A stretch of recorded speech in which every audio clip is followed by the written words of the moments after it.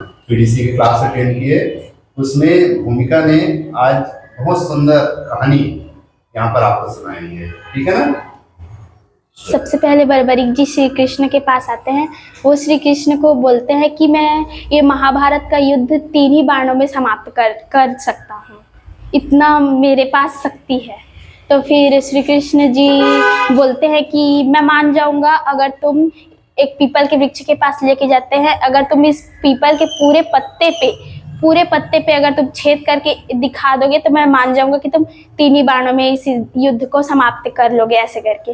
तो फिर बर्बरीक जी बाण मारते हैं। तो फिर श्री कृष्ण जी चुपके से अपने पैर के नीचे एक पत्ते को दबा देते हैं, और उसके बाद जब वो बाण चलाते हैं तो पीपल के एक ही बाण से पीपल के पूरे पत्ते में छेद हो जाते हैं। और जब पैर हटाते हैं श्री कृष्ण जी तो देखते हैं कि उसमें भी छेद हो गया।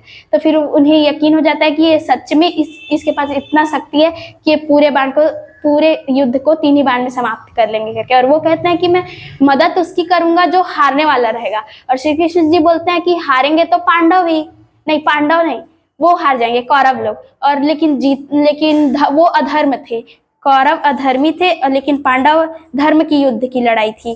तो फिर वो बोलते हैं कि अधर्म जीत जाएगा, तो फिर वो वैसा नहीं होना चाहिए, अधर्म नहीं जीतना चाहिए, बोलते हैं श्री कृष्ण जी। तो फिर वो बर्बरीक जी का जान जाते हैं कि वो युद्ध समाप्त कर लेंगे और कौरव जीत जाएंगे अगर वो उनकी पक्ष से लड़ाई करेगा बर्बरीक जी। तो फिर वो बोलते हैं कि उनका शीश उसी समय काट देते हैं, जब वो जान जाते हैं कि ये तो 3 ही बाण से पूरे युद्ध समाप्त कर लेगा, इस वजह से वो उनका शीश काट देते हैं।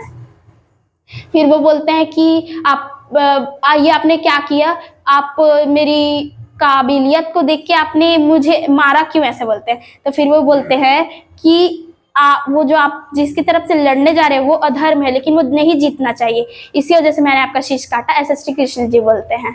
तो फिर बोलते हैं मैं आपके साथ अन्याय भी नहीं होने दूंगा। वो बोलते हैं कि मेरा एक इच्छा है कि मैं पूरा युद्ध देखना चाहता हूँ। तो फिर वो बोलते हैं आप पूरा युद्ध देखोगे, आप अपने धड़ के बिना सिर ही रहेगा जिंदा और आप पूरा युद्ध देख सकते हो, ऐसे करके। तो उनका सिर धड़ स्थापित कर देते हैं और वो एक ही जगह से पूरा महाभारत का युद्ध देखते हैं और गीता भी वही सुनते हैं।